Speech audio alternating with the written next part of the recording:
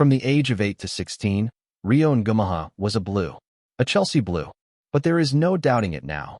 The forward is a red after scoring Liverpool's last-minute winner away at Newcastle. All the talk going into Monday's game was about whether Liverpool might sign Newcastle striker Alexander Isak, who remains in exile after a £110 million bid was rejected earlier this month. But Ngumoha was the post-match headliner, and this follows the pattern of his fledgling career to date. In academy circles, Ngumoha has been the talk of English football for the last 5 years or so, having excelled in Chelsea's Cobham Academy. Last September, he left Stamford Bridge in shock as Liverpool wrestled him away from Chelsea. On Friday, he turned 17 and will sign his first professional contract at the Anfield club, one that is sure to be highly lucrative given his talents. So why was he so sought after? What happened at Chelsea? And what promise does he bring to Liverpool? Why did he leave Chelsea for Liverpool? According to multiple sources, Ngumoha, who was born in Newham in London, decided to leave Chelsea because he believed the pathway on offer was better at Liverpool. Those close to him believe that Ngumoha's chances so far have vindicated his decision to move. Multiple Premier League options were weighed up by his family and close advisors. At Chelsea, Ngumoha was regarded as the best player in his age group, but he still was not sure about whether he would get enough early chances in the first team. This was despite attempted assurances and several significant future contracts having been offered. Despite all this, one source said he was not made to feel special or like he would indeed be fast-tracked into the first team. One example given was that, although he was among the youngest players to play in an under-18s match for Chelsea, he found himself not getting enough of those opportunities and believed he could play multiple age groups above his own. This all did not go down well at Stamford Bridge, and Chelsea remain angry at losing Ngumoha. They are believed to have restricted scouts from Liverpool and Manchester United from watching their academy talent despite Premier League rules allowing it as long as 24 hours notice is given. It is quite a turnaround from the Roman Abramovich era. Chelsea had long been one of top academy setups, capable of poaching talents through simply being one of the best funded. There is an acknowledgement at senior academy level inside Chelsea that this is a new era where Liverpool and Manchester United are now back at the top table of youth football. Arsenal, Tottenham, Aston Villa and Newcastle are among those following just behind amid a wider backdrop that Brexit has put a premium on top English talent. The UK leaving the European Union in 2020 has left European players needing to wait until their 18th birthday before moving to a Premier League club, leading to renewed investment in youth football. Chelsea takeover aftermath did not help. There is a wider context around Chelsea during Ngumoha's time there, with the club undergoing rapid change under the Todd Boehly and Clearlake Capital ownership.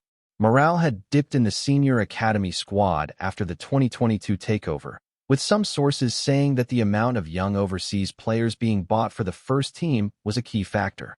Meanwhile, flagship academy talents like Mason Mount, Lewis Hall, Ruben Loftus-Cheek, Callum Hudson-Odoi, and Conor Gallagher left for substantial profit to balance the rampant spending. Results did not quickly follow, with Chelsea finishing 12th and 6th in the first 2 years under the American consortium.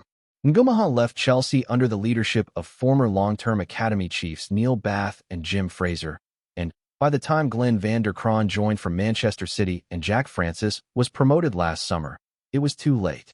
There was a period of unrest through the sheer pace of change at Chelsea behind the scenes, but the signs are that the club is settling, and Enzo Maresca's victories in the Conference League and Club World Cup, while giving a record 8 academy debuts in a single season, have helped improve the situation. Early chances for Reggie Walsh at the age of 16 and Shim Muka, having just turned 17, show how Chelsea are trying to avoid further repeats. The club are determined not to lose another talent of Ngumoha's caliber.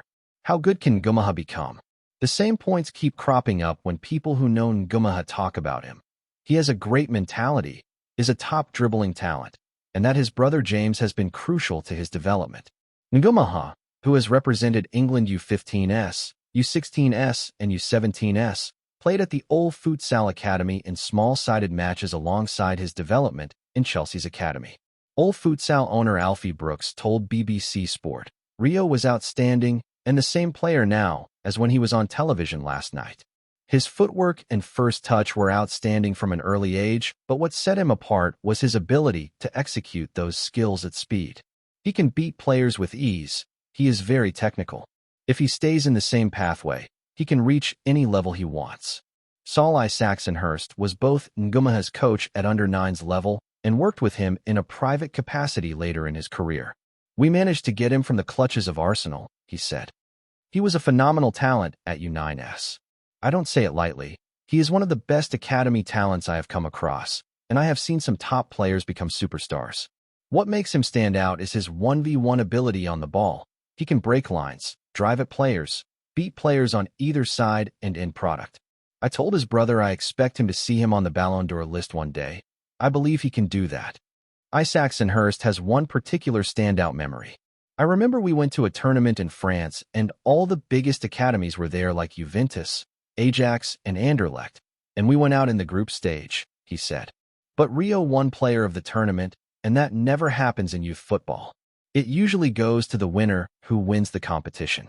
He stood out that much that he was the outlier not just in England, but across Europe. He is a top talent, good mentality, and with the potential to go all the way.